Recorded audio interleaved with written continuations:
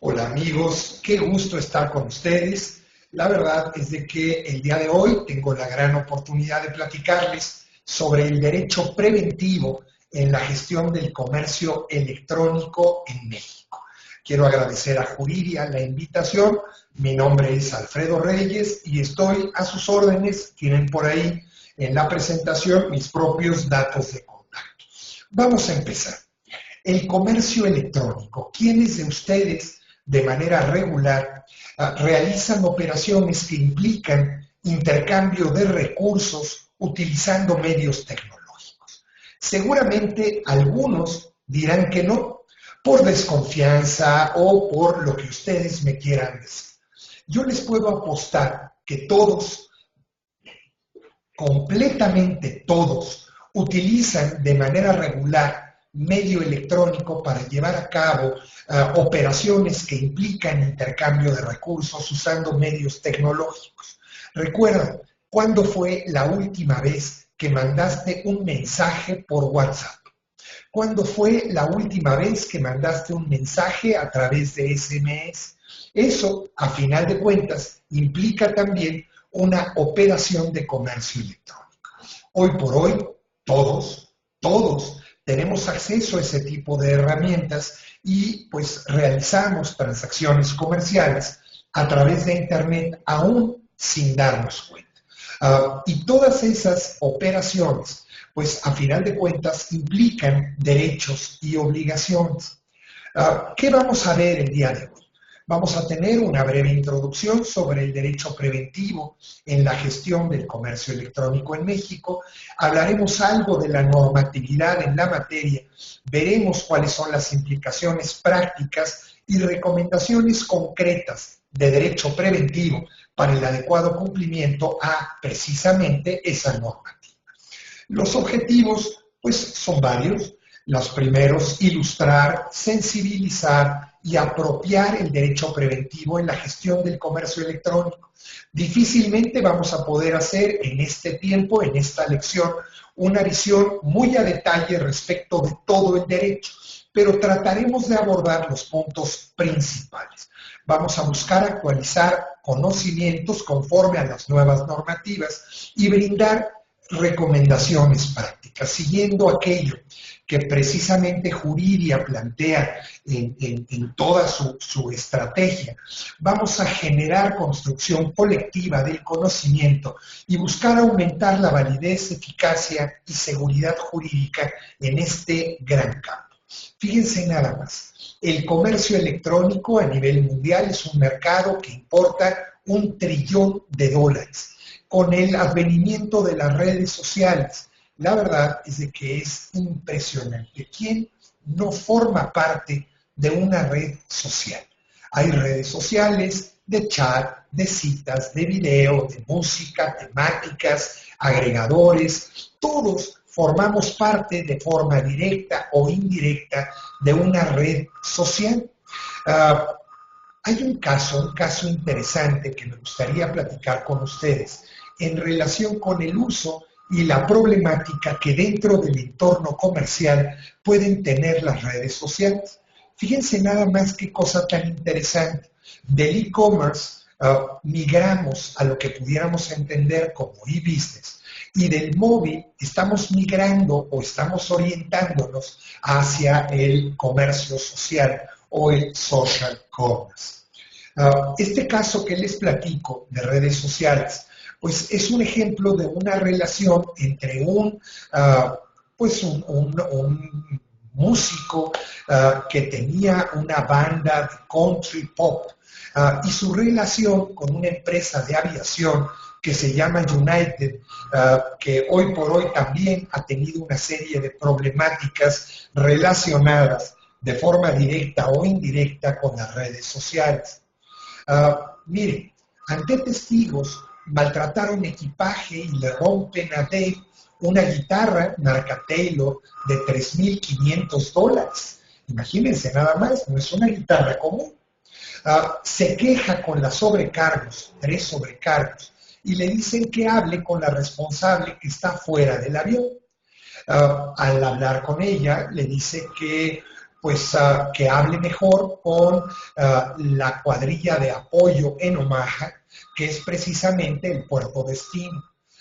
Pero al llegar a Omaha se da cuenta que no había cuadrilla. Un agente le dice que hable con la gente de United allá en Omaha, llama y le dicen que llame a las oficinas de United en Halifax. Llama a Halifax y lo redireccionan a un centro de atención en la India. Ya ven que es común en estas grandes empresas el hecho de seguir un modelo que se llama Follow the Sun, es decir, ir siguiendo al sol para no pagar tiempo extra con los operadores telefónicos. Ahí le dicen que llame a la oficina de equipajes de United en Chicago. Al llamar a Chicago le dicen que vaya a las oficinas de Chicago para hacer una inspección de la guitarra. Él les dice que está a 1,200 millas de Chicago. Le dicen que hable a Nueva York, lo redireccionan a la India. La gente en la India le promete que lo van a contactar desde Chicago. Recibe un email de la gente de Chicago diciendo que como no presentó la queja en las primeras 24 horas, no pueden hacer nada. Pide hablar con la supervisora y le dicen que el caso está cerrado. 7 meses transcurridos y él sin la solución a su problema respecto de su guitarra. No sabe qué hacer, no tiene dinero, contratar a un abogado en Estados Unidos sale muy caro, pues se le ocurre hacer lo que él sabe hacer y como protesta, hacer un video con su banda en YouTube para, pues, de alguna forma, presentar esa inconformidad y hacerla viral. Les voy a poner el video de este muchacho para que tengan una referencia. Ahí.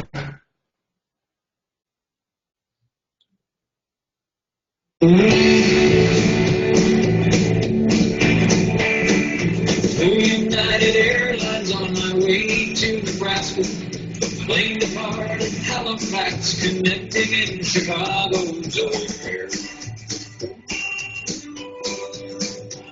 While on the ground, the passenger said from the seat behind me, "My God, the drum guitar sound there." The band and I exchanged a look, best described as terror at the action on the tarmac, knowing whose projectiles these were.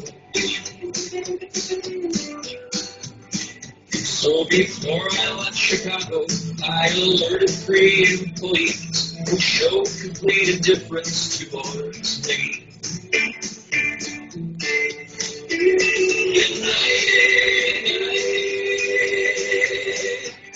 You broke my Taylor guitar.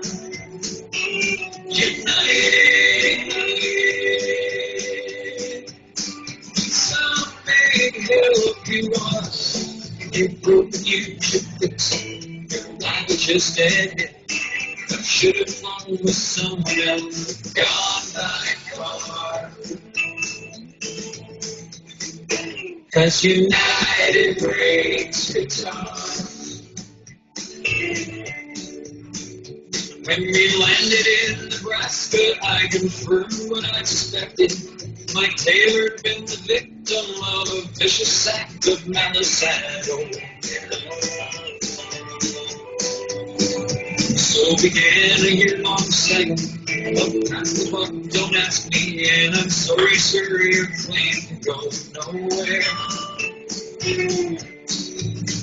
So to all the airlines people, from New York to New Delhi, including kind Mr. Ulwig, who says the final word for them is no.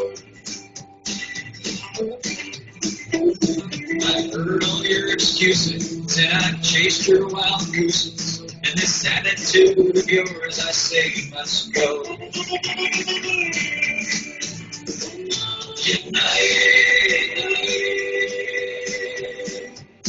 You broke my Taylor guitar.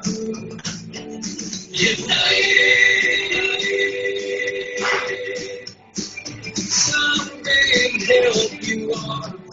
You've broken, you should fix it. Your language is dead. I should have flown with someone else. God, my car. 'Cause United breaks guitar. Well, I was saying I'll never fly with you again. 'Cause maybe to save the world I thought would. And if it did, I wouldn't bring my luggage. You'd just go and break it into 1,000 pieces, just like you broke my heart. When United breaks guitar. United, you broke my Taylor guitar. United, some man help you are. You broke and you should fix it. Your life just ended. I should have flown with someone else. Gone by car. 'Cause United breaks guitar. Yeah, United breaks guitar.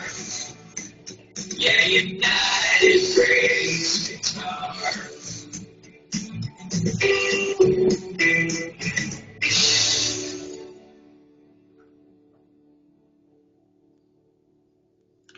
Ninguna guitarra Taylor fue dañada en la elaboración de este video. Fíjense nada más.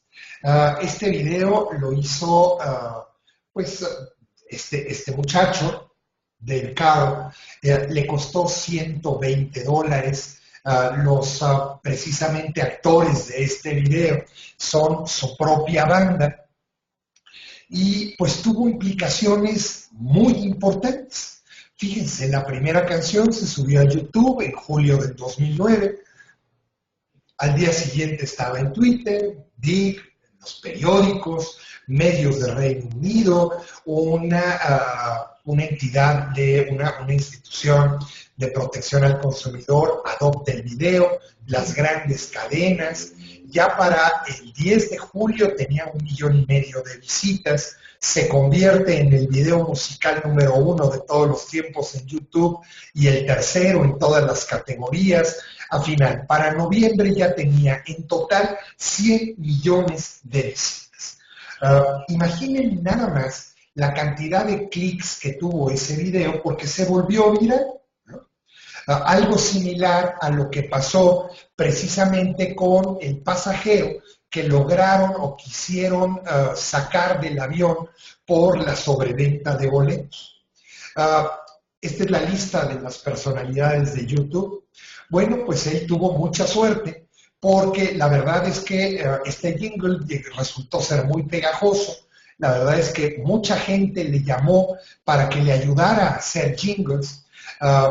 Y fue una cosa muy simpática porque la empresa Taylor, por la promoción que obtuvo de este video, le dijo que le iba a regalar una guitarra cuando él quisiera, que no iba a tener que comprar una guitarra Taylor nunca en su vida, que si solo levantaba la mano y lo pedía, le iban a regalar una guitarra Taylor. Él en sus presentaciones hace una presentación y terminando regala la guitarra con la que está tocando, pues de alguna forma para hacer referencia a este video.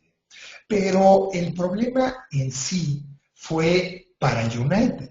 A United este chistecito le costó $180 millones. Imaginen ahora un video de estas características para la empresa que representan. Fíjense cómo estas redes sociales significan un medio de queja muy importante cara a la viralidad que pueden llegar a tener. Y es en ese sentido como las redes sociales pues tienen un papel preponderante dentro del ámbito de comercio electrónico, porque en el comercio electrónico lo que busca un comerciante es precisamente buscar llegar y llevar los productos al público cuando quiera, donde quiera, como quiera, de una manera flexible, abierta, segura y simple. Y para ello establecen diversos métodos, diversos modelos, que a veces dentro del ámbito jurídico se ven un tanto topados. Es muy dado que por regulación se establecen criterios dependiendo del propio dispositivo para poder autenticar a los partícipes. Y en ese sentido, de alguna forma, no hacen posible o complican la interacción de diferentes medios para poder conectar o para poder terminar un proceso de compra. Y es así como pues, es importante adecuar la normativa a la aplicación práctica. Como cuando entramos a Spotify, nos subimos a nuestro automóvil y estamos oyendo la lista de canciones que tenemos, llegamos a la oficina y sigue estando ahí, o al momento de salir a correr para hacer un poco de ejercicio, seguimos justo en la canción que terminó. Lo mismo sucede con Netflix y con este tipo de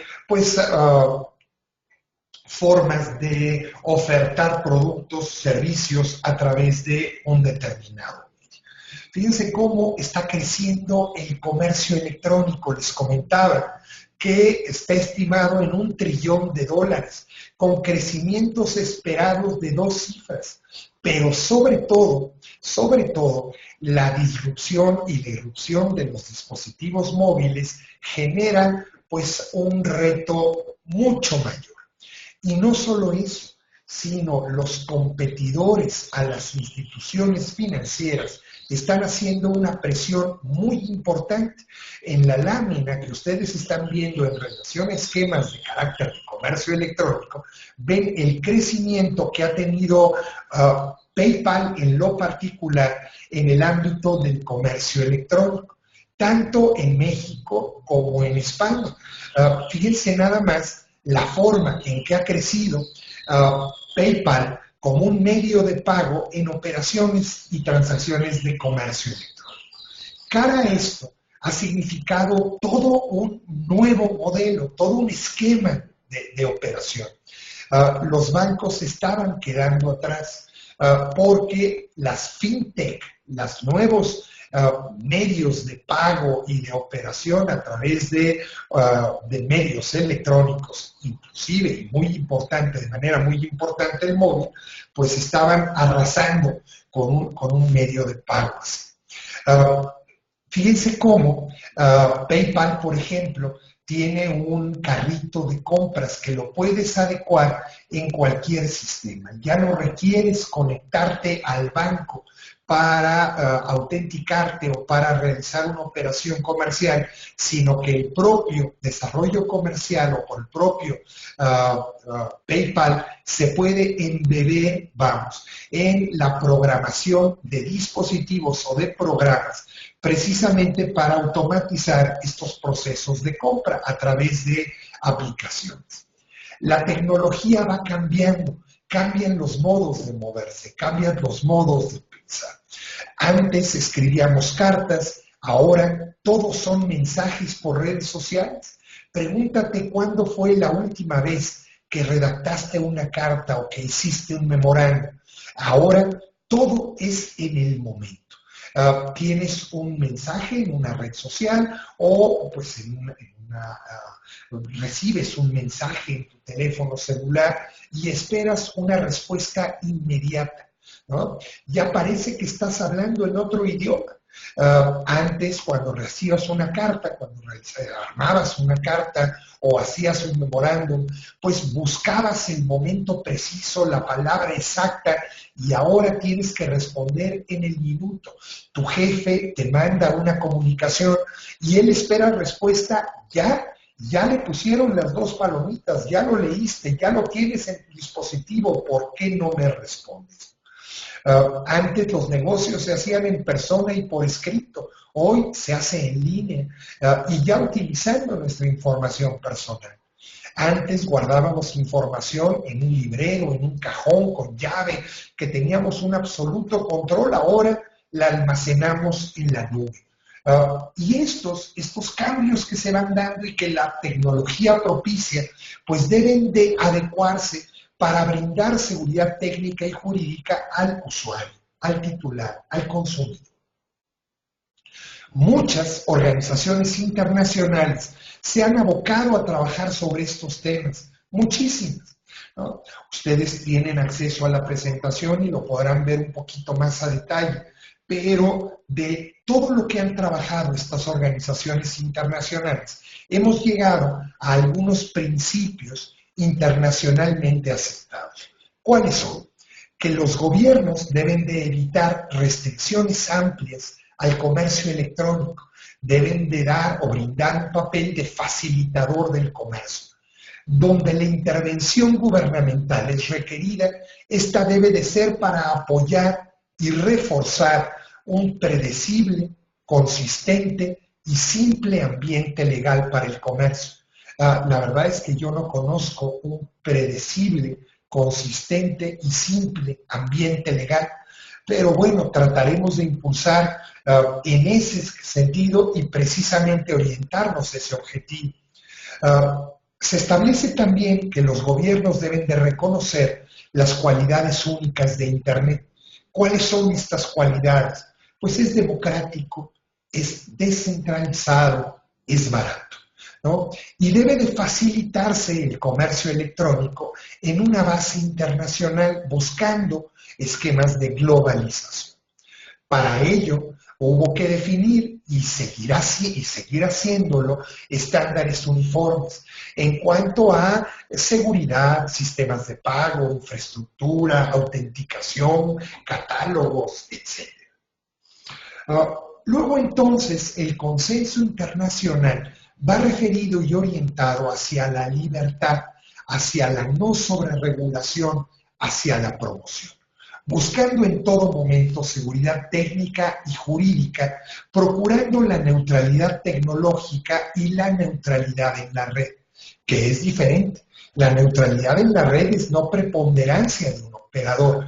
La neutralidad tecnológica es que no es posible a una autoridad o por disposición legal imponer el uso de una tecnología en específico, buscando en todo momento propiciar confianza del consumidor en transacciones negocio a negocio y negocio a consumidor. Y es en ese sentido como la ronda de Doha nos deja muy inquietos. Miren, en la 6ª conferencia ministerial, precisamente en el tema de comercio electrónico, declaran en la ronda de Doha que los miembros van a mantener hasta su próximo periodo de sesiones su práctica actual de no imponer derechos de aduana a las transmisiones electrónicas. ¿Qué quiere decir eso? Que en la siguiente reunión es posible que lo impongan. Y eso inquieta mucho porque de alguna forma encarecería el comercio electrónico imponiendo un derecho de aduana a transmisiones electrónicas, ¿no? Cuestión que va en contra de principios internacionalmente aceptados. Ante todo esto, y derivado de pues, el deseo de impulsar el comercio electrónico en México en particular, diversas dependencias gubernamentales pues se dieron a la tarea en México de establecer una estrategia de impulso al comercio electrónico. Esa estrategia fue multimodal. Intervinieron muchas disposiciones y muchas dependencias gubernamentales. Hubo 6 grupos de trabajo. El grupo de mejora institucional a cargo de la Agenda Digital Nacional, la seguridad informática a cargo de la Secretaría de Hacienda, estímulos al comercio electrónico a cargo del Instituto Nacional del Emprendedor, educación a cargo de la Procuraduría Federal del Consumidor e inclusión sectorial a cargo de la Secretaría de Economía, en particular la Subsecretaría de Industria y Comercio. Todo esto normado por la Subsecretaría de Competitividad y Normatividad de la Secretaría de Economía. Todos estos grupos de trabajo tenían, por así decirlo, un grupo espejo. Recuerden que esto se dio en 2014, de la iniciativa privada, que en principio alimentaba los trabajos de estas dependencias para fortalecer pues esta estrategia digital. Derivado de esta estrategia, se propusieron una serie de cambios regulatorios importantes. Una propuesta en materia fiscal y financiera para fomentar el uso de la firma electrónica avanzada y fomentar también el modelo de certificados digitales de destino específico, una propuesta de reforma a la Ley Federal de Protección al Consumidor, una propuesta en cuanto a tecnologías de la información para regular el servicio de almacenamiento en la nube, una propuesta de firma electrónica avanzada para crear un hub y poder utilizar o homologar el modelo de firma electrónica en todo el país, y una propuesta para el Registro Nacional de Población para crear una identificación oficial del ciudadano similar a la que muchos países ya tienen, una identificación oficial. Dentro del ámbito mercantil hubo un par de propuestas muy interesantes a las que nos vamos a referir el día de hoy precisamente, y es en relación a la promoción de la conservación de la documentación empresarial en medios electrónicos, así como la digitalización en caso de encontrarse en papel, para propiciar sinergias y economías de escala dentro de todo este ámbito. Derivado de todo esto, pues se llega a una cuestión importante: ¿será necesario regular el comercio electrónico como tal? Recuerdo una cuestión interesante. Saliendo de la universidad, una alumna en la maestría de Derecho de la Universidad Nacional Autónoma de México me hizo el favor de acercarse conmigo y me pidió que le apoyara porque quería hacer una tesis con una propuesta de código de comercio electrónico. La verdad es de que pues me sentí muy honrado por la invitación y pues establecimos un plan de trabajo, algunos lineamientos generales, pero saliendo de esa reunión, honestamente me sentí muy inquieto. Se requerirá un código de comercio electrónico en lo particular. ¿Realmente será necesario crear un código de comercio electrónico? Porque el comercio no deja de ser comercio, aun cuando se realice a través de medios electrónicos. Siempre habrá un comprador, un vendedor, un precio. La verdad es que lo que debemos regular es el medio, pero no la propia institución. Y es así como replanteamos el modelo de esa tesis, que fue muy interesante, por cierto. Y a final de cuentas también, al tratar estos temas, debemos de tener mucho cuidado que Internet no solo es un conjunto de computadoras interconectadas. Atrás de cada una de las computadoras hay personas. Es una red de personas.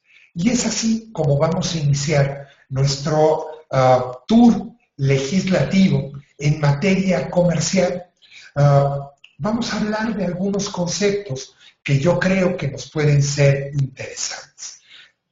En el ámbito tecnológico se pueden dar una gran multiplicidad de relaciones. Una de ellas son las relaciones B2B. La relación B2B es una relación entre empresas, business to business. Un ejemplo de una relación B2B pudiera ser una empresa comercial que compra a otra empresa productos o servicios precisamente para prestar servicios. Por ejemplo, papelería. Hay otro tipo de relaciones, como el B2C.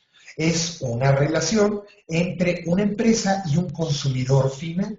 Comprar el súper, En una empresa de autoservicio, comprar el súper o comprar un regalo, en lo particular. Por otro lado, hay B2G. Yo, como empresario, puedo presentar y presentarme en una licitación gubernamental y ofrecer mis productos o servicios. Es B2G, Business to Government. Pero también el consumidor puede tener contacto directo con el gobierno y así pues puede pagar impuestos utilizando medios electrónicos o puede hacer también el pago de derechos al propio gobierno. Y hay relaciones C2C, consumidor a consumidor. Y en este caso, Mercado Libre, pues es un ejemplo muy claro. Una persona quiere comprar a otra un bien o servicio en un mercado virtual. Relaciones consumidor a consumidor. Todo este tipo de relaciones se pueden presentar dentro del ámbito electrónico y merecen una atención particular. Pero no te asustes, solamente es una forma de hacer negocio. En cada una de nuestras etapas lo hemos hecho y al final siempre se hace lo mismo. Tenemos que distinguir tres grandes conceptos. El concepto de criptografía, el concepto de tecnología y el concepto de firma. ¿Qué es la criptografía? La criptografía, en última instancia, es una ciencia, es una disciplina de las matemáticas que de alguna forma hace evidente a un destinatario un mensaje, pero lo oculta para los demás. Hay diferentes tipos de criptografía y la criptografía es muy, muy vieja. Es más vieja que las galletas de animalitos. Se decía que, pues, que Teheré, los mensajes que se encuentran, las pinturas rupestres, pues son códigos criptográficos que de alguna forma eran evidentes para los integrantes de la comunidad, pero pues no conocían su significado los demás. El código Morse también es un código criptográfico, también lo es el lenguaje de las banderas de los Boy Scouts. Pues la verdad es de que incluso Julio César se comunicaba con sus ejércitos utilizando un código criptográfico, ¿no? El código Enigma que utilizaban los alemanes en la Segunda Guerra Mundial. La verdad es que ha sido muy recurrido el modelo criptográfico. Pero este ha evolucionado con el tiempo. Originalmente había una criptografía simétrica porque para poder enviar un mensaje cifrado, el destinatario del mensaje debía de tener un código para poder descifrar y ese código era igual al código con el que se cifró el mensaje.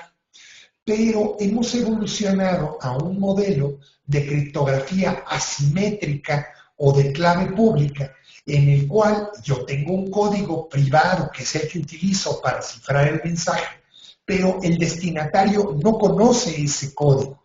El destinatario tiene otro código, que es un código público, que le permite identificar que yo fui el que emitió el mensaje y descifrar su texto.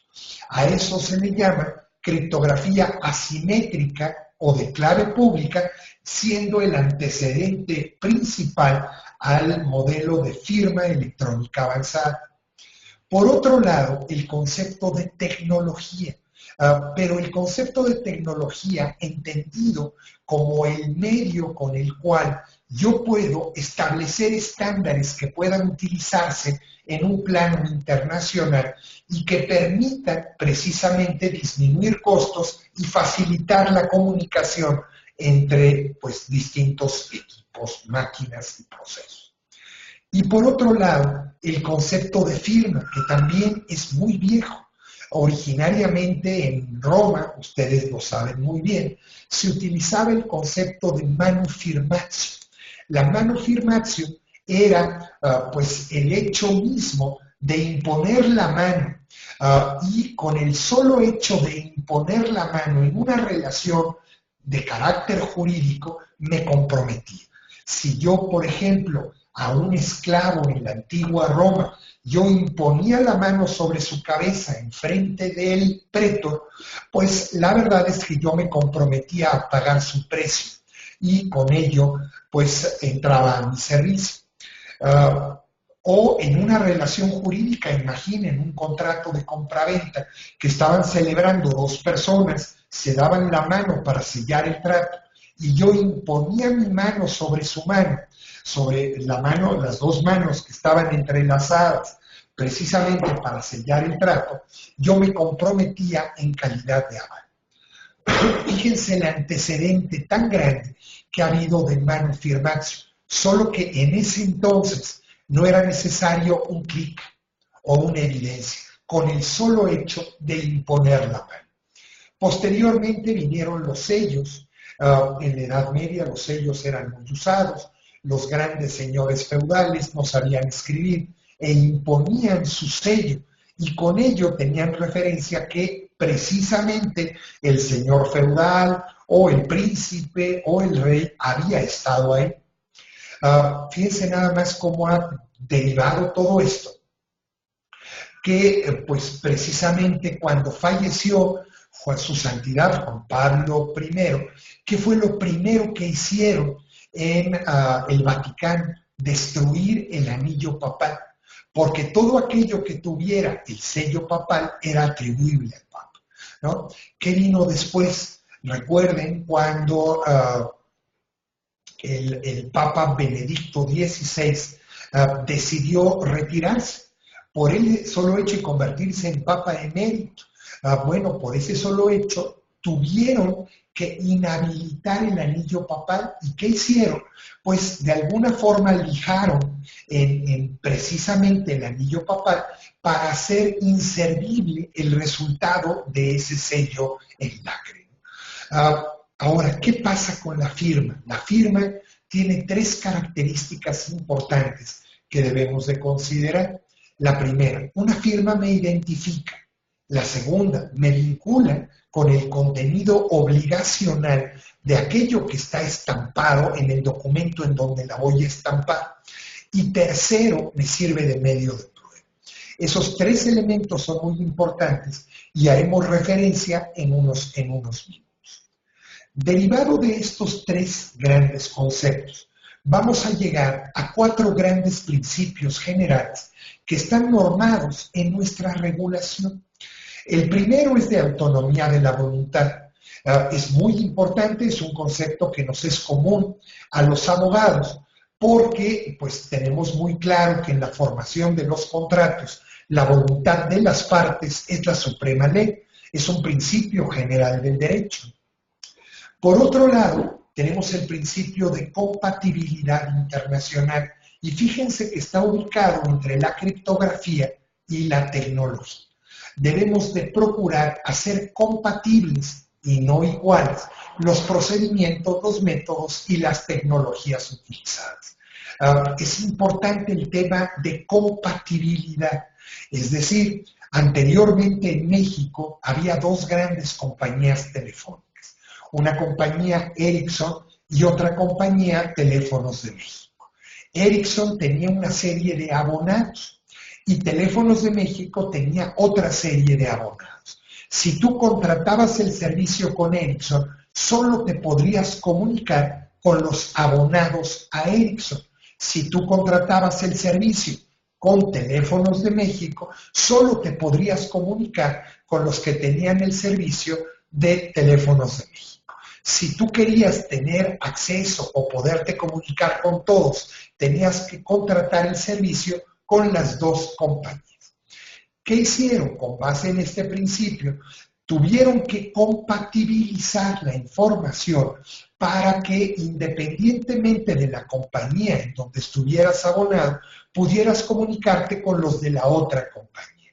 Eso es compatibilidad, y no solo en el entorno nacional, sino incluso en el internacional.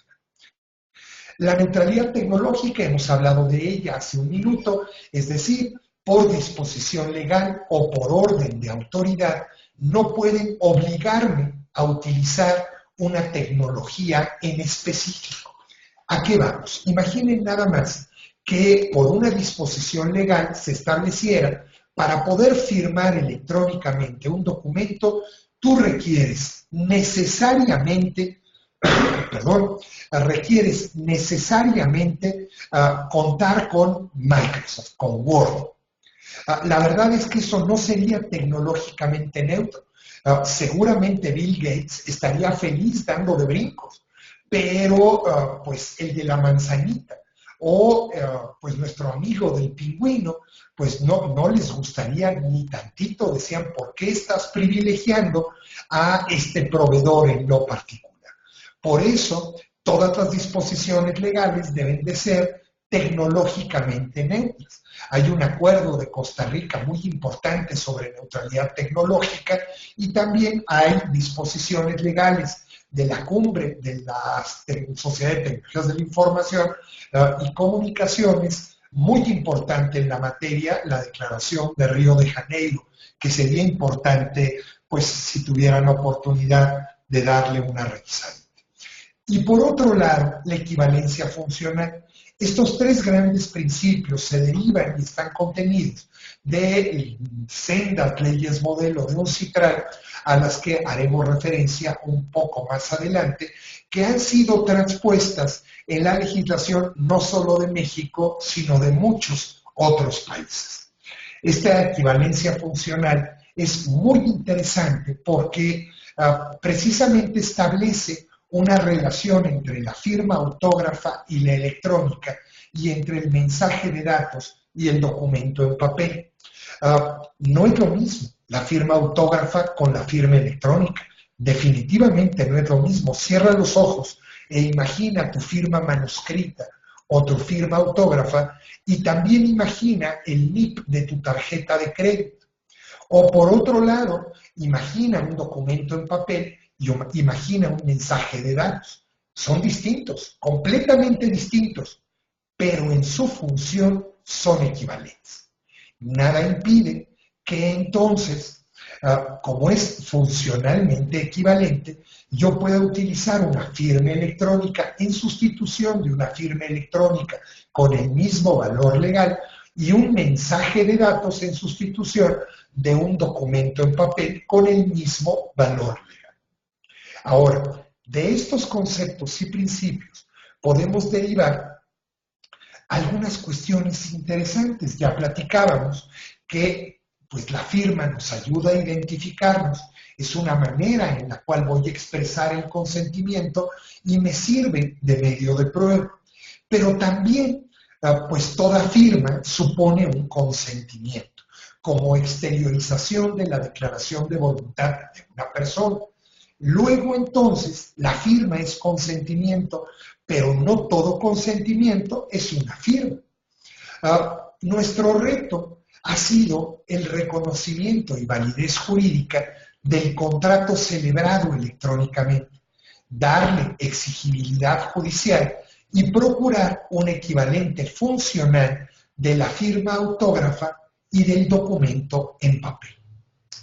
¿A qué hemos derivado hasta ahí? Que existe y seguirá existiendo la firma electrónica simple, el intercambio de claves y contraseñas. Estamos evolucionando a una firma electrónica avanzada o fiable, como se establece en UNCITRAL. Estos esquemas van a convivir en el ámbito fiscal, comercial, bancario y administrativo y seguirán siendo jurídicamente válidos. Pero no por ello que una firma se denomine avanzada tiene más valor que otra. Son distintas, sirven para distintas cosas, pero las dos jurídicamente son válidas. Un ejemplo gráfico, una firma autógrafa. Parte de la grafología es un biométrico. Solo yo la puedo hacer. No me pueden robar mi firma, no puedo perderla, pero pueden falsificarla y normalmente una firma es definitiva o se utiliza por un periodo largo de tiempo. Normalmente lo que yo veo es aquello que firmo En el ámbito de la firma electrónica y la firma electrónica avanzada en particular, parte de una clave que solo yo sé, mi clave privada. Una clave de acceso a mi clave privada es mi contraseña. Un dispositivo que yo tengo solamente y que la contiene. Me la pueden robar, me pueden robar ese dispositivo, puedo perderla. Tiene una vigencia determinada, pero para poder obtenerla, debo de obtener por parte de un prestador de servicios de certificación un certificado digital que me permite, identificarme con ella. Este prestador de servicios de certificación es una entidad acreditada por una autoridad que me identifica y me distingue. Todo aquello que yo firme o utilizando mi clave privada podrá ser descifrado utilizando la clave pública que se encuentra en el certificado digital. Hay una broma que se hacía mucho en México, porque en el ámbito comercial a la firma electrónica avanzada se le conoce por su acrónimo FEA, y en el ámbito fiscal el acrónimo que se utilizaba era FIEL, como firma electrónica. Y por ello, pues algunos abogados burlonamente, pues nos referíamos a ellos y decíamos que todas las feas son fieles, ¿no? Y pues no estaban tan lejos de la razón, ¿no? Hoy por hoy, la propia autoridad tributaria establece y cambió el nombre y lo migró a e-firma, haciendo la referencia a una firma electrónica. Llega el momento en esta plática de hacer una distinción importante. ¿Qué entendemos por firma electrónica? ¿Qué entendemos por firma electrónica avanzada? ¿Por qué se habla de la firma digital? Y pues vamos con un ejemplo. Imaginen que pues una empresa de distribución, DHL, PS, trae un paquete. Te entrega el paquete, tú lo abres y te pide el mensajero que trae el paquete que firmes en un dispositivo. ¿Qué tipo de firma es la que estamos utilizando? ¿Una firma digital, una firma electrónica avanzada o una firma electrónica? La verdad es que no usamos ninguna de estas. Utilizamos una firma autógrafa en un dispositivo electrónico. A esto se le denomina firma autógrafa digitalizada o biométrica. Es decir, no estoy firmando electrónicamente, estoy imponiendo mi firma autógrafa, pero en un documento electrónico, por equivalencia funcional al papel. Entonces, tiene el mismo valor legal y yo impongo mi firma autógrafa. ¿Qué sería la firma electrónica como ejemplo? Un NIP. El NIP de mi tarjeta de crédito, la contraseña de Facebook, la firma electrónica avanzada, aquella que ocupo cuando tengo un certificado digital válido y vigente emitido por un prestador de servicios de certificación debidamente acreditado para operar, y yo cifro un mensaje utilizando esa llave, pues a final de cuentas eso se le denomina en México firma electrónica avanzada. ¿Qué es la firma digital? Es una especie de firma electrónica que utiliza tecnología digital. Miren, en Estados Unidos era muy común llamarle, de hecho la legislación de Utah norteamericana hace referencia a la firma digital, digital signature. Se le llama firma digital porque para su generación se utiliza tecnología digital. Cuando este tema se comentó en un CITRAL, pues se decía, es un problema serio, porque si estamos obligando a utilizar una tecnología en específica para generar una firma electrónica, pues la verdad es que no estamos siendo tecnológicamente neutros. Y por disposición legal no sería conveniente llamarle firma digital. Tenemos que abrir en el contexto legislativo a utilizar cualquier tecnología. Luego entonces, la firma digital es aquella firma electrónica que se lleva a cabo utilizando tecnología digital. ¿Estamos de acuerdo con esto? Vamos un paso más adelante. ¿Qué es entonces la firma electrónica avanzada? Pues a final de cuentas tiene ciertas características que las distinguen. Es una cierta información que yo la vinculo a la identidad de una persona, asegurando integridad y no repudio a través del uso de un par de llaves, una pública y una privada. Hay tres características que tiene una firma electrónica avanzada que debemos de considerar y están contempladas en nuestra normativa. La autenticidad, que es la certeza de que el mensaje solo proviene del emisor; la integridad, que el contenido no puede ser alterado; y el no repudio, innegable autoría y recepción del mensaje. Hay una característica que no es obligatoria y es precisamente la confidencialidad.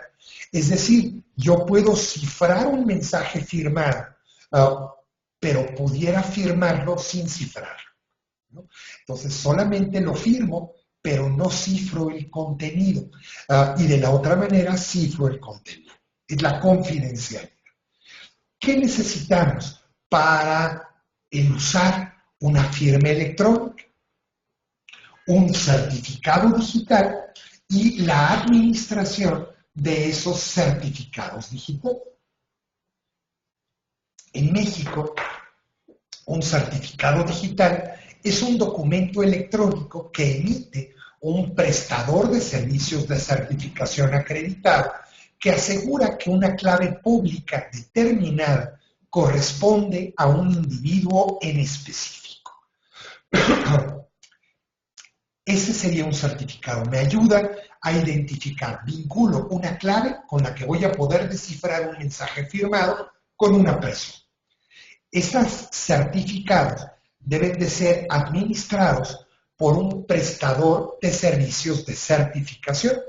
Este prestador de servicios de certificación puede tener tres grandes funciones. Uno, identificar a las personas. Dos, emitir el certificado. O tres, mantener un registro público de certificados.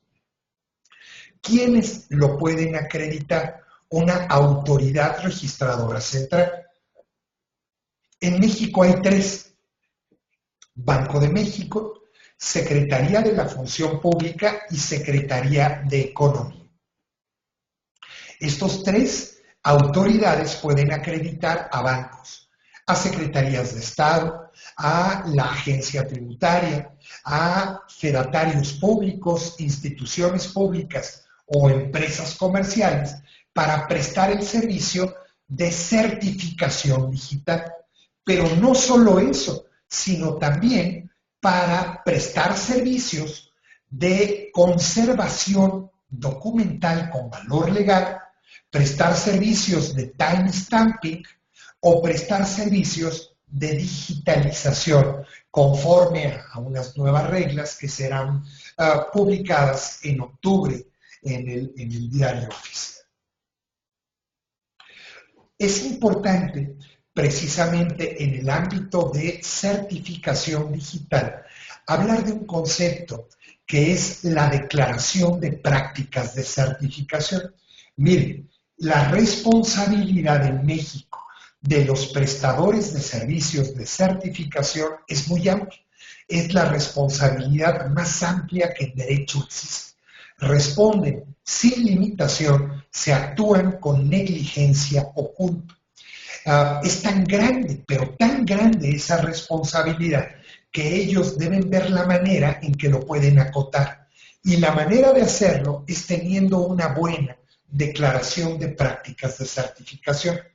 ¿A qué voy? No pueden alegarme que actué con negligencia si yo seguí precisamente las políticas de seguridad, los procedimientos, la verificación, el ciclo de vida del certificado, los procesos que di a conocer al cliente previo a la emisión del certificado.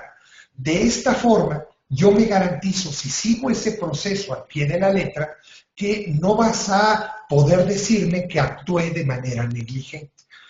Es por ello la importancia práctica de el firmar o presentar previo a la emisión del certificado una declaración de prácticas de certificación adoptadas. Por otro lado, tenemos la lista de revocación de certificados.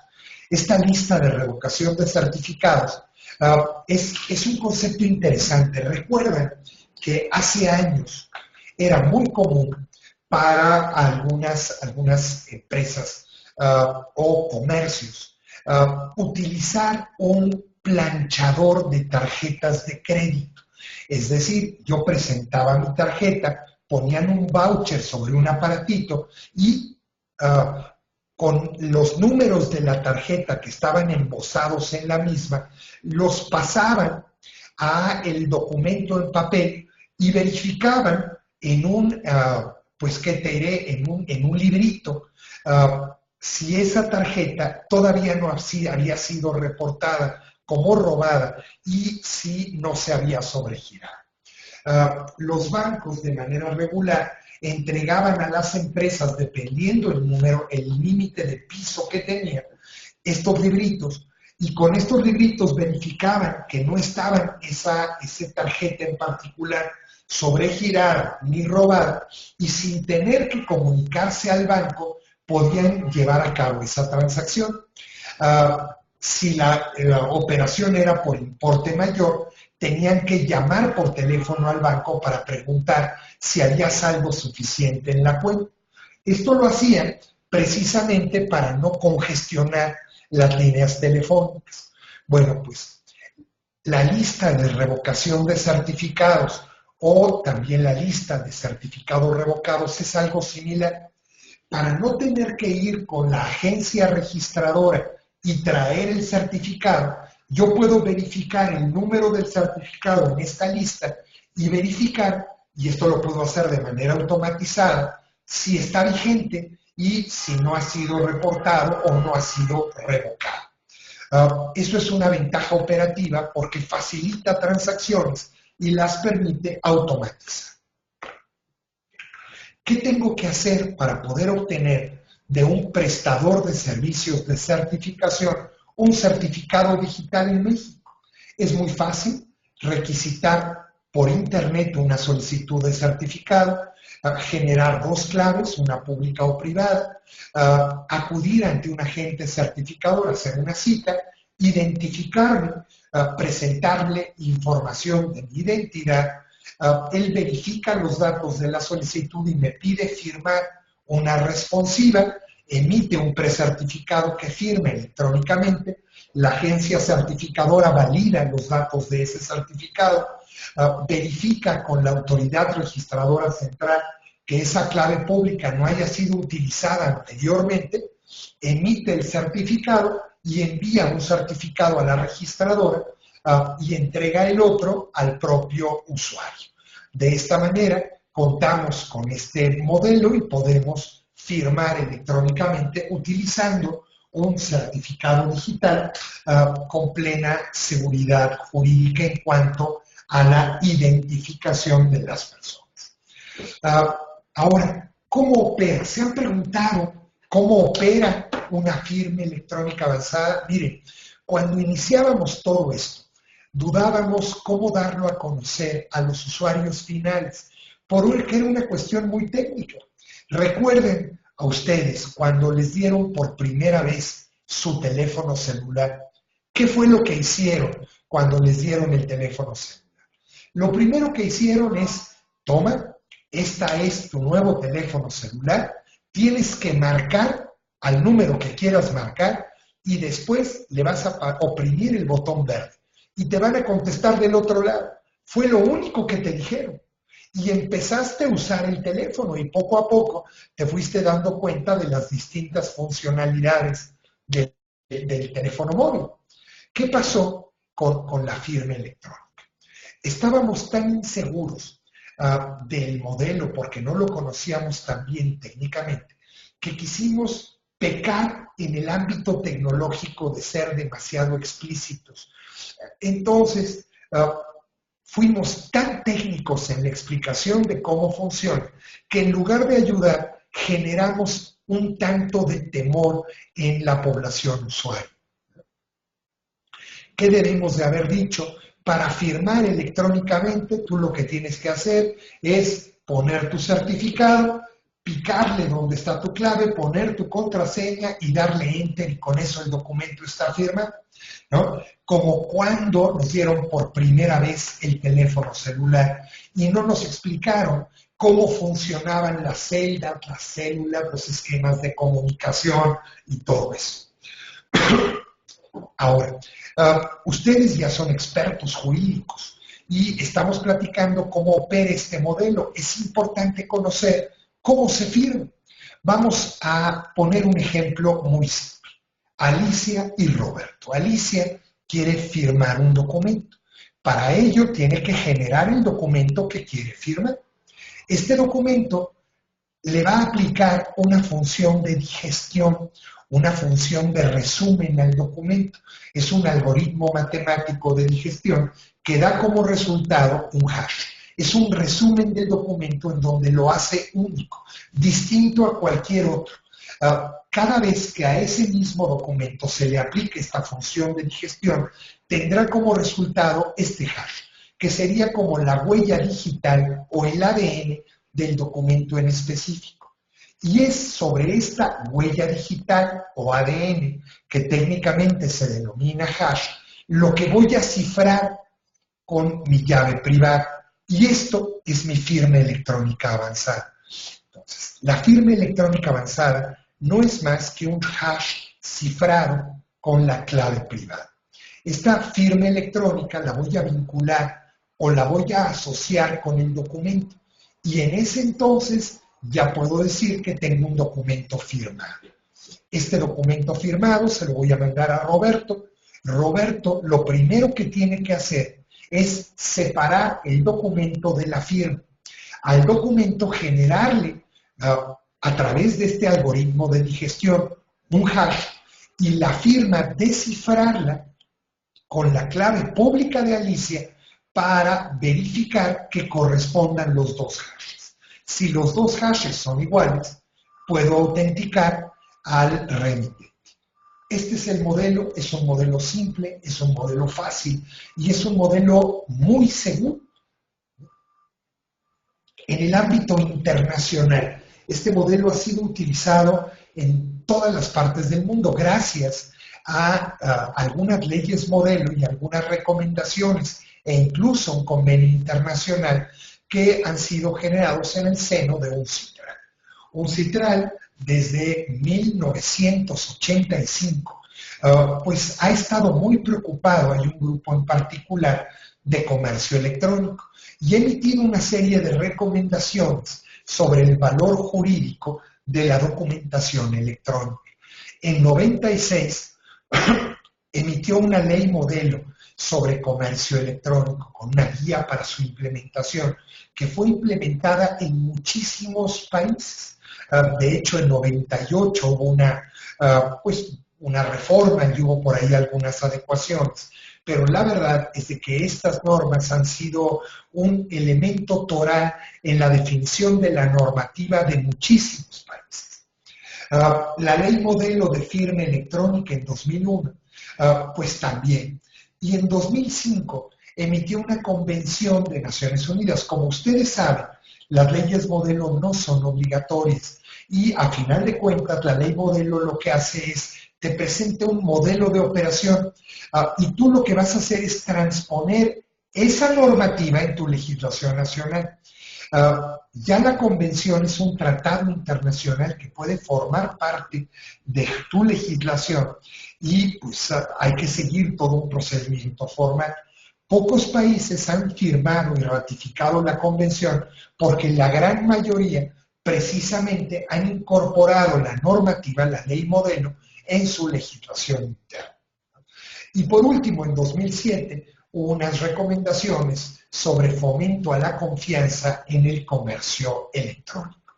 Si quisiéramos hacer un cuadro, una lámina para ver cómo se han aterrizado estos conceptos en la vida operativa, tendríamos que hay países que cuentan con legislación y países que no. Hay países que la usan y hay países que no la usan. Por ejemplo, hay países que no tienen ley y no la usan. Por ejemplo, Zimbabue. Hay países que no tienen ley, pero sí usan la firma electrónica avanzada. Por ejemplo, Brasil.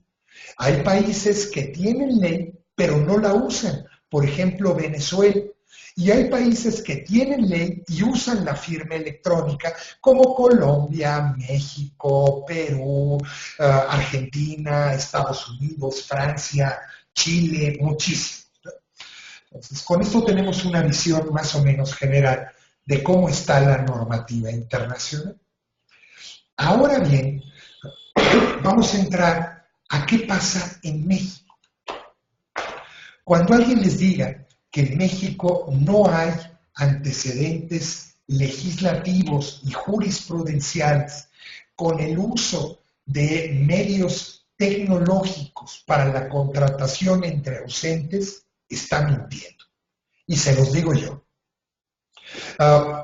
Desde 1889 está normado el uso del telégrafo para la contratación mercantil en México. En el Código Civil de 1928 se normó el teléfono, medios telemáticos en 90, ventas a distancia y telemarketing en 92, etc. Pero no fue sino hasta mayo del 2000 cuando vino un cambio sustancial. ¿Por qué? Porque hasta mayo del 2000, cualquier contratación utilizando medios tecnológicos entre ausentes requería el soporte previo de la forma escrita y la firma autógrafa. ¿A qué voy? Teníamos que convenir previamente el uso del telégrafo para poder contratar a través del telégrafo. Teníamos que necesariamente intercambiar una clave para poder contratar o autorizar la contratación por teléfono. Previamente tendríamos que soportarlo en un documento en papel y con firma autógrafa. ¿Qué pasó en mayo del 2000? A partir de esa fecha empezaron a desplegarse una serie de reformas legislativas importantísimas. Vamos a iniciar por las primeras. Y esto se publicó en el Diario Oficial de la Federación el 29 de mayo del 2000. Fueron reformas en materia de comercio electrónico. Estas reformas tienen tres grandes pilares. El primer pilar es una reforma sustancial al consentimiento. Es decir, se estableció en nuestra legislación común, en nuestro Código Civil, que el consentimiento, como todos ustedes saben, puede ser expreso o tácito. Anteriormente, el consentimiento por medios electrónicos era tácito. A partir de esta reforma, en el ámbito federal, el consentimiento por medios electrónicos es expreso. Esto tiene un cambio sustancial, porque como el consentimiento es expreso, ya no lo tengo que probar. Y en cambio, tendría que probar que no se dio la contraparte, que ese no fue consentimiento. Entonces, primer cambio importante que detonó el comercio electrónico en México, una reforma a la legislación común en materia de consentimiento. Todo consentimiento en medios electrónicos se considera expreso. Hay por ahí algunos estados de la República Mexicana que no han incorporado este concepto en su normativa. Entonces, en la vida práctica tengan mucho cuidado. Por ejemplo, la Ciudad de México. El Código Civil para la Ciudad de México considera el consentimiento a través de medios electrónicos como tácito, no expreso. Entonces tendríamos que probarlo y previamente intercambiar claves y contraseñas para poder probarlo en un juicio. Tengan cuidado, siempre que vayan a celebrar un contrato, y en el contrato se definan medios electrónicos, hagan referencia a la legislación federal mexicana, no a la local. No.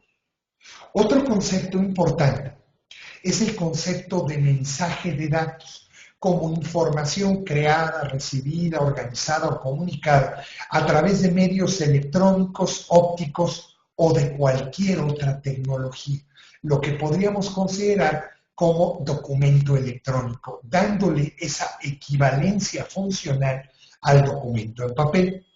Y el tercero, se le da valor probatorio al documento electrónico. El mensaje de datos es prueba en juicio. Esto fue importantísimo, pero, y aquí hay un pero importante, se le da valor probatorio siempre y cuando se pueda garantizar tres conceptos: la atribución, la integridad y la accesibilidad. ¿Qué entendemos por atribución? Que el mensaje de datos sea atribuible a la persona que lo genere. Segundo, integridad, que no haya habido modificaciones al texto a partir del momento en que se generó por primera vez en su forma definitiva. Y tercero, que sea accesible para una consulta posterior. Es importante esto, muy importante, pero era muy difícil de probar. ¿Cómo voy a probar que un mensaje de datos es atribuible a una persona? ¿Cómo voy a probar que es íntegro? ¿Y cómo voy a probar que es accesible? Estos tres elementos para probarlos, pues resultaba un tanto complicado. Entonces, la normativa federal, la legislación federal mexicana, estableció dos grandes presunciones legales. Seguramente se preguntarán, ¿qué es una presunción legal? Una presunción legal es la verdad legal. En México, en particular, pero ya está establecido por la norma. Un ejemplo, la paternidad es una presunción legal. Se dice, se presumen del esposo los hijos nacidos en matrimonio. Imaginen por ahí un marinero que se va a la mar y mar y mar y está 2 años en el mar, regresa a su casa y se da cuenta que tiene un niño de 3 años, de 3 meses de edad. Dice, oye, ¿no me checan las cuentas? ¿Cómo? Pues este hijo no es mío, yo estaba en el mar. Bueno, por disposición legal en México, ese hijo es del esposo, del marinero. Él tendría que probar que no es, y para ello tendría que hacerse una prueba de ADN. Pero hasta en tanto lo haga, este señor tiene y le debe alimentos a ese niño, ¿no? Ese es un esquema. Y es una presunción y es un ejemplo muy claro de una presunción legal. Bueno, pues se presumen del emisor los mensajes que han sido enviados utilizando claves o contraseñas propias de él, o cuando se utiliza un sistema de información programado por el emisor o en su nombre que opere de manera automática. ¿Cuál sería este sistema de información? Pues pudiera ser, sin lugar a dudas, un correo electrónico. Y tercero, estas son la presunción de atribución. La presunción de integridad. ¿Cómo puedo garantizar que un mensaje de datos es íntegro, que no se modificó? Y para ello se generó una norma oficial mexicana, que vamos a hacer referencia en unos momentos, de conservación y digitalización de mensajes de datos. De tal suerte que si yo obtengo una constancia de conservación, puedo garantizar que en el tiempo no se modificó. Vamos a referirnos un poco después.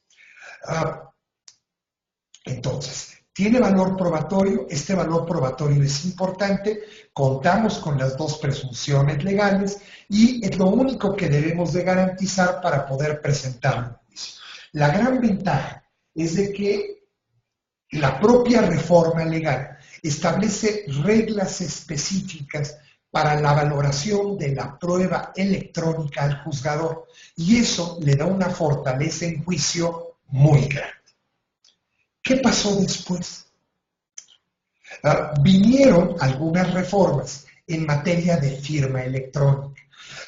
En estas reformas se transpone a nuestra legislación nacional precisamente la ley modelo de firma electrónica, complementando el apartado de comercio electrónico, incorporando el concepto de firma electrónica avanzada o fiable, estableciendo el uso voluntario de cualquier método de firma que autoricen las partes, como pudiera ser el intercambio de claves por el principio de autonomía de la voluntad de las partes, estableciendo también la responsabilidad del uso de la firma electrónica y de la clave privada al firmante y creando la infraestructura de prestadores de servicios de certificación.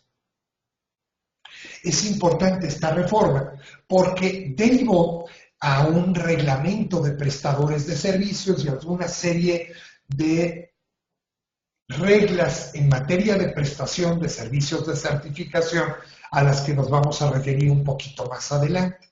Les dejo por aquí un cuadro.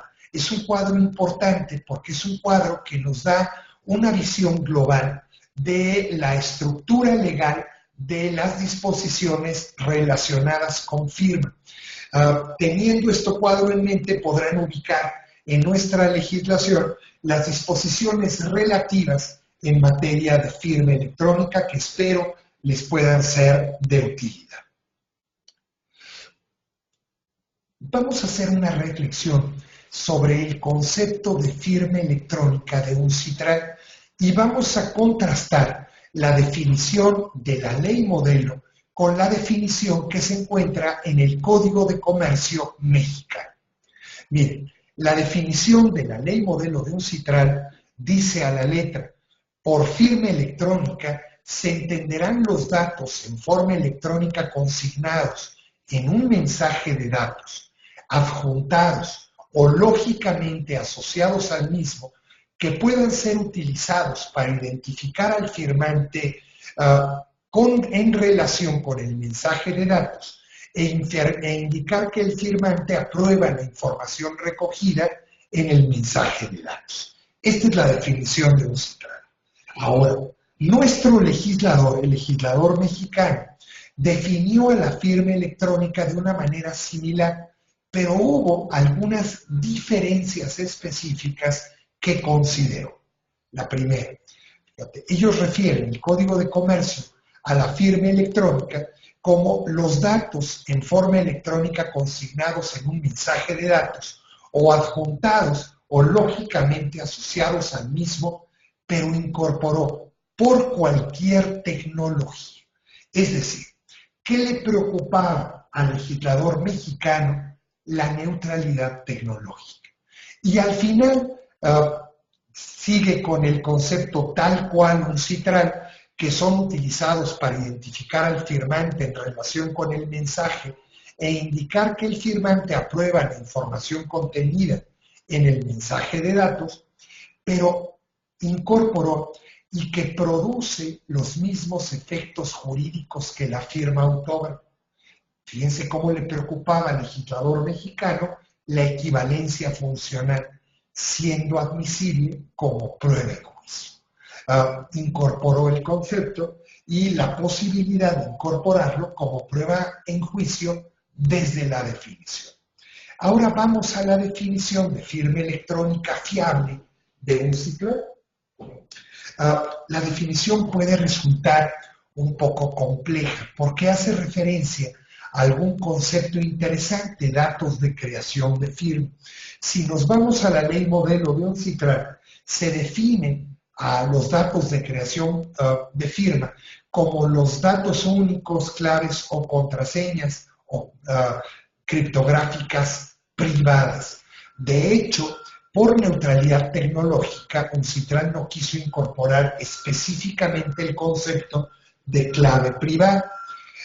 Entonces dice, vamos a leerlo como si dijera clave privada para hacerlo más accesible. La clave privada, en el contexto en que es utilizada, corresponde exclusivamente al firmante. ¿cómo podría probar que una clave corresponde exclusivamente al firmante? De una manera muy fácil.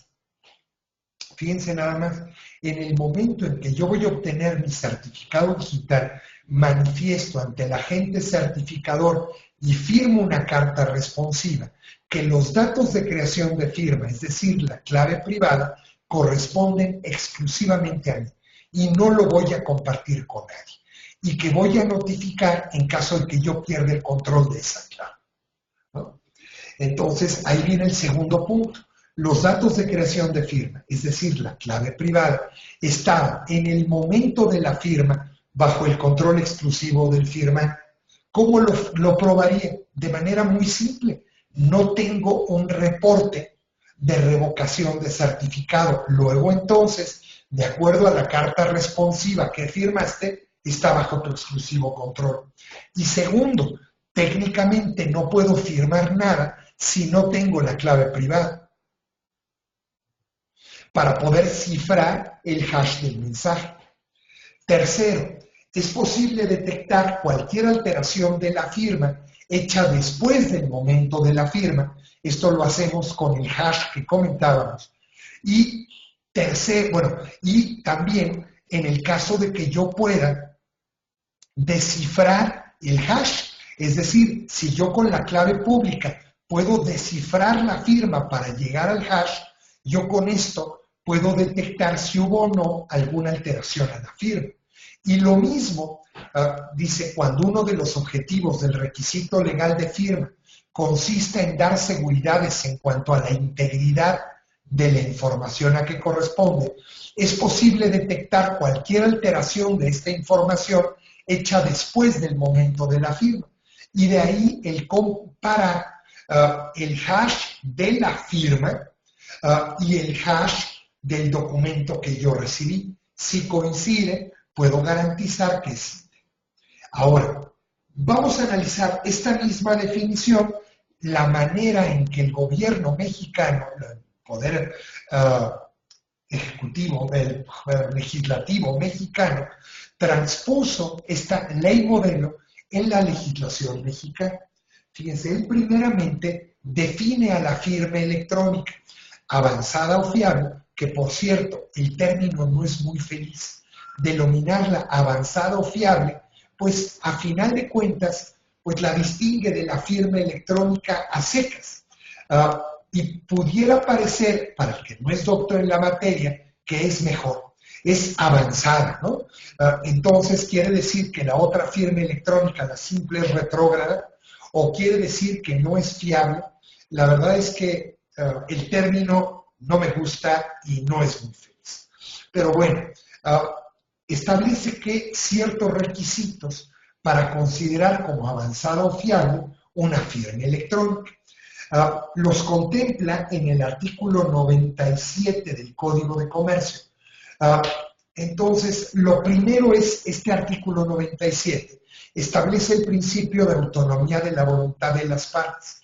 Cualquiera de las partes puede utilizar una firma electrónica que resulte apropiada para los fines para los cuales se generó o comunicó un mensaje. Y la firma electrónica se considerará avanzada o fiable si cumple los requisitos. Establece los 4 requisitos de un CITRAN. La única diferencia importante es que el cuarto lo hace obligatorio. Ya ven que en un CITRAN, en la definición, el cuarto requisito no es obligatorio, pero establece un párrafo al final interesante. Dice, lo dispuesto en el presente artículo se entenderá sin perjuicio de la posibilidad de que cualquier persona demuestre de cualquier otra manera la fiabilidad de una firma electrónica o presente pruebas de que una firma electrónica no es fiable. Vamos un poco más adelante porque vienen conceptos interesantes por eso. El propio reglamento de la Ley de Firma Electrónica Avanzada establece algunos requisitos para que los prestadores de servicios de certificación se puedan acreditar como tales. Y en ese sentido, desde 2005 hay 5 prestadores de servicios de certificación acreditados en el ámbito comercial para operar en México. A partir de octubre de este año, van a venir muchos más prestadores de servicios de certificación porque va a haber posibilidad de acreditarse para servicios en específico. Hasta ahora, para poder acreditarse como prestador de servicios de certificación, había que acreditarse para emitir certificados y además habría que acreditarse para cada servicio adicional. Entonces, siempre tendrías que ser prestador de servicios de certificación más de sellos de tiempo, más de constancias de conservación. Ahora, tú puedes acreditarte de origen como prestador de servicios de constancias de conservación o solo como prestador de servicios de digitalización. Obviamente con menos requisitos y con menos requerimiento de infraestructura. Es de verdad una gran posibilidad de negocio. El abrir la posibilidad de que existan prestadores, entonces se espera que a final de año pues haya mucho más prestadores de servicios de constancias, de sellos de tiempo, de digitalización documental, lo que implicará, en consecuencia, mayor uso de la firma electrónica avanzada y también, un desarrollo del comercio electrónico. Otra cuestión que debemos de considerar es unas reformas que se dieron hace un año, en abril del 2016, en materia de digitalización documental. Y es en ese sentido cómo se establece ya la posibilidad de que en México se pueda digitalizar con valor legal, con el auxilio de prestadores de servicios de digitalización. Antes había posibilidad de hacerlo, pero había mucho riesgo para destruir los originales que se digitalizaban. A final de cuentas, algunas empresas lo hacían, obteniendo un cotejo por parte de un fedatario, pero el hacerlo resultaba carísimo. Hoy por hoy, con el auxilio de esta reforma legal y prestadores de servicios de certificación, pues se va a abaratar la posibilidad de digitalizar, se disminuirá el costo de lo que implicaba el conservar papel, utilizando ya solo medios electrónicos. ¿Cómo opera este modelo? Es muy simple. La empresa tiene ciertos documentos a digitalizar. Estos documentos los presenta a un prestador de servicios de certificación, se procede a su digitalización. Ya digitalizados, el prestador de servicios de certificación hace un muestreo selectivo, una muestra estadística y lo compara con el documento en papel. Si pasa esta prueba, lo firma electrónicamente y en conjunto de la firma electrónica del prestador de servicios y el documento electrónico firmado por la propia empresa que solicita la digitalización, ya será posible destruir los originales. Entonces, tendrás la posibilidad de tener un documento electrónico con valor legal y ya no el costo operativo que acarrea el manejo del papel. Porque el papel es muy caro. El conservar el papel, el archivarlo, el mantenerlo, la verdad es muy caro. Los potenciales riesgos que puede tener el papel.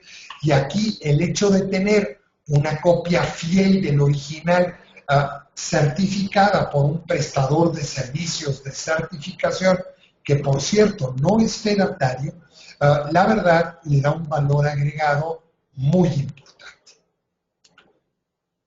Ahora, ¿qué podemos esperar de las reglas para poder acreditar a prestadores de servicios de certificación en esta materia, en el ámbito de digitalización, que se define cuál es la infraestructura informática requerida, la referencia a normas técnicas, la referencia a estándares de imagen, el requerimiento de un sello digital de tiempo, un procedimiento de autenticación entre la imagen y el proceso de firma a través de metadatos, un plan de gestión de calidad, distintos partícipes en el proceso, un profesional informático, un profesional jurídico que estará implicado en la definición de los cotejos, oficiales de seguridad, administrador de sistemas, bases de datos, redes y operadores de sistemas.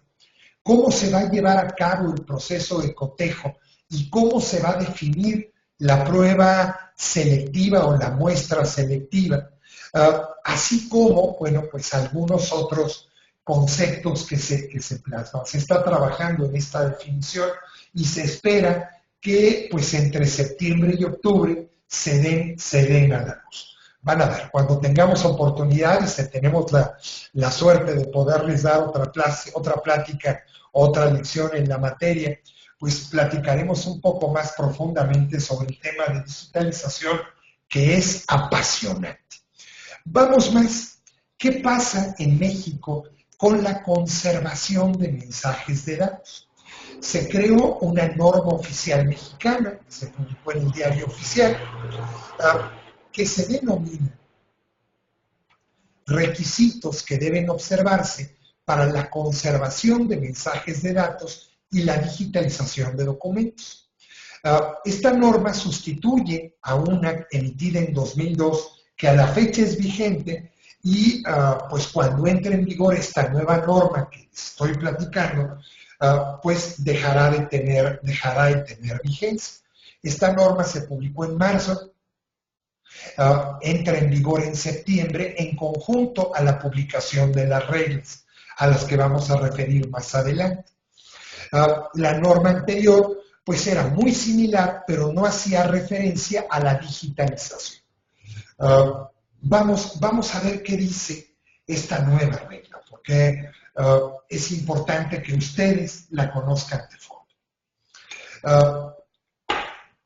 Establece dos grandes apéndices normativos, un apéndice de conservación y un apéndice de digitalización documental. La regla pues establece en esta norma que se puede guardar la información en uno o varios archivos diferentes o en una o varias computadoras.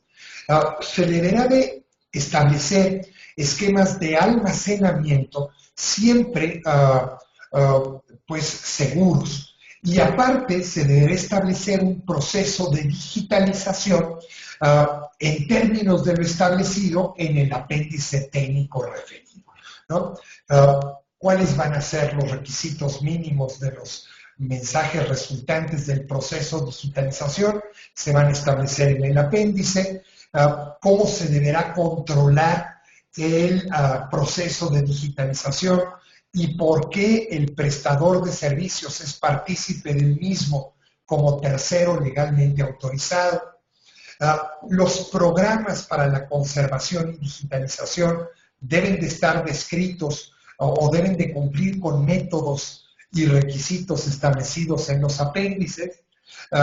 Debes de tener pues un modelo de firma electrónica avanzada, debe de haber una constancia de conservación y se deben de almacenar pues esos documentos resultantes digitalizados por parte del usuario o por parte de un tercero que pueda prestar esos servicios. Eso es básicamente lo que dice la regla. Ahora, lo interesante es que la regla remite a dos grandes apéndices.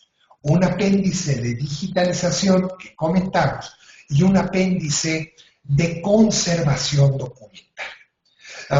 En estas reglas que se van a plantear, pues se van a manejar algunas cuestiones particulares. Por ejemplo, la acreditación por cada servicio, los elementos económicos que, pues, por cada servicio se van a tener que incorporar una fianza de garantía, un seguro de responsabilidad civil, ciertos elementos humanos, elementos materiales, elementos tecnológicos, declaraciones de prácticas por servicio, políticas de seguridad física, planes de seguridad, contingencia, recuperación de desastres y administración de claves, modelo operacional, políticas de certificados, sitios de alta disponibilidad, procedimientos de verificación de cumplimiento de obligaciones cara a la Secretaría de Economía, que sería, como en el ámbito comercial,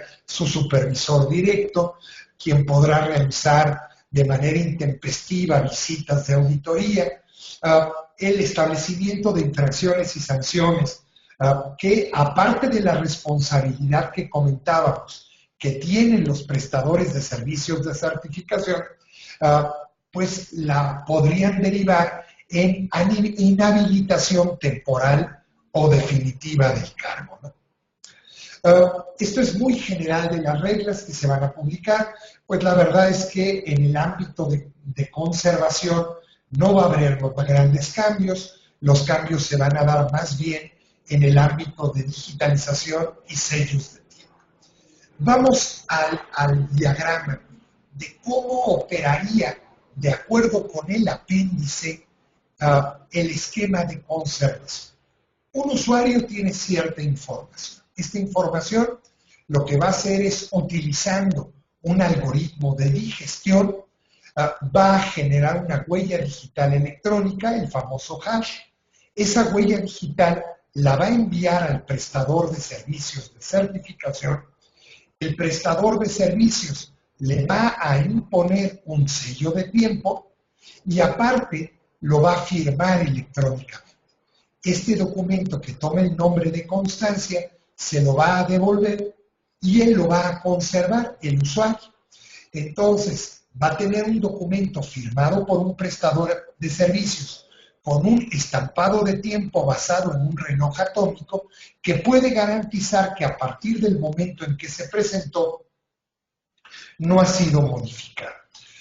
Ahora, lo interesante en este caso es de que esta constancia va a tener una vigencia de 10 años. Pasados esos 10 años, podremos generar una extensión de vigencia por otros 10 si lo queremos. Para ello utilizaríamos otra constancia. Sería como, recuerdan que hay unas bolsas que se llaman Ziploc, que son bolsas para meter tu sándwich para ir a la escuela, que se sellan automáticamente, bueno, no automáticamente, pero que no dejan pasar el aire y siempre parece más fresco el sándwich. Bueno, pues sería como crearle una bolsa a esa constancia y generar otra constancia de la misma. Y así podremos fortalecer la seguridad en cuanto a la garantía de integridad de un documento que nació siendo electrónico. ¿Qué podemos esperar de las reglas en materia de conservación? Pues no hay mayor cambio. La verdad es que solo habrá que considerar los elementos tecnológicos mencionados en el apéndice y la posibilidad de generar estas extensiones de vigencia. Fíjense que de este contexto global tenemos que hacer una distinción importante entre la firma autógrafa y la firma electrónica. La firma autógrafa tiene ciertos elementos que lo caracterizan, elementos formales como un signo personal, como la voluntad de asumir el contenido del documento, el ánimo signante, elementos funcionales como una función identificadora, de autenticación y de prueba en juicio, como comentábamos. ¿Cuál es la ventaja de la firma electrónica y de la firma electrónica avanzada? Las dos presunciones legales. La presunción de autenticación y la presunción de integridad, así como la garantía de accesibilidad y el no repudio respecto de la firma electrónica avanzada. Entonces, la verdad es de que en el ámbito electrónico supone una mayor seguridad utilizar modelos electrónicos que físicos. Fíjense nada más lo que estoy diciendo. Ahora, si viéramos en el ámbito actual cómo están el mapa hoy por hoy de prestadores de servicios de certificación, podemos distinguir tres grandes autoridades registradoras. Hablábamos de Función Pública, de la Secretaría de Economía y de Banco de México. Función Pública acredita a las secretarías de Estado de acuerdo a lo establecido por la Ley del Procedimiento Administrativo. La Secretaría de Economía a instituciones públicas, empresas comerciales y fedatarios públicos, conforme a las reformas al Código de Comercio, a la norma de conservación, a las reglas generales y al reglamento que ya comentamos. Y por otro lado tenemos que Banco de México acredita al SAT, a bancos, a empresas que le prestan servicios complementarios o auxiliares relacionados con transferencias de fondos o valores. Se establece también un reconocimiento fiscal cubriendo determinados requisitos. Pero nos dimos cuenta en gobierno mexicano que precisamente México tenía 3 fábricas de certificados, una fábrica en función pública, otra en economía y otra operada por Banxico, administrada por Banxico, pero operada por el SAT, pero no eran consistentes. Entonces se estableció un esquema consistente a través de la ITFEA, que sería un esquema tecnológico igual, es decir, se manejan los mismos parámetros y la misma tecnología, y tiene 3 nombres comerciales distintos. De esta forma, la estructura tecnológica misma la hace interoperable, como cuando vamos a un centro de estos de compras tipo Sam's o Costco a comprar y hay productos de marca libre. Sabemos que ese producto lo hace un proveedor o un fabricante, pero como va a disminuir el precio, el fabricante prefiere no imponer su marca para no quemarla. Entonces, de tal suerte que es un mismo producto con diferentes marcas. A raíz de ahí, algunas instituciones públicas han generado su propia certificación digital, como la UNAM, por ejemplo. Por otro lado, la Suprema Corte de Justicia y el Consejo de la Judicatura Federal. Y es en ese sentido como pues, se han establecido acuerdos para darle valor legal al uso de la videoconferencia, de los mensajes de datos, la prueba en juicio. Es más, ya hay procesos judiciales que se llevan de punta a punta utilizando medios tecnológicos en México, ¿no? Esto es interesante. Por otro lado, tenemos el uso de certificados digitales para relacionar a los abogados con el Poder Judicial. Entonces, todos estos documentos, todos estos esquemas interoperando entre sí, le dan una fortaleza increíble al uso de la firma electrónica en México. El problema de fondo es esa interoperabilidad, porque cada uno de los prestadores de servicios de certificación, o más bien de las autoridades y prestadores de servicios que existen, son muy celosos entre sí y cuesta mucho trabajo hacerlos interoperables.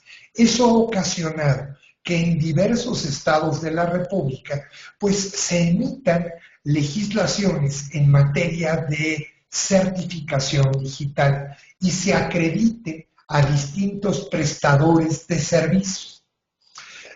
Entonces, si yo como ciudadano quiero utilizar un certificado digital que me emitió un prestador de servicios de certificación acreditado por Secretaría de Economía en Chihuahua, me van a decir que ellos no reconocen ese certificado, que debo de utilizar el certificado de Chihuahua o de Coahuila o de Guanajuato.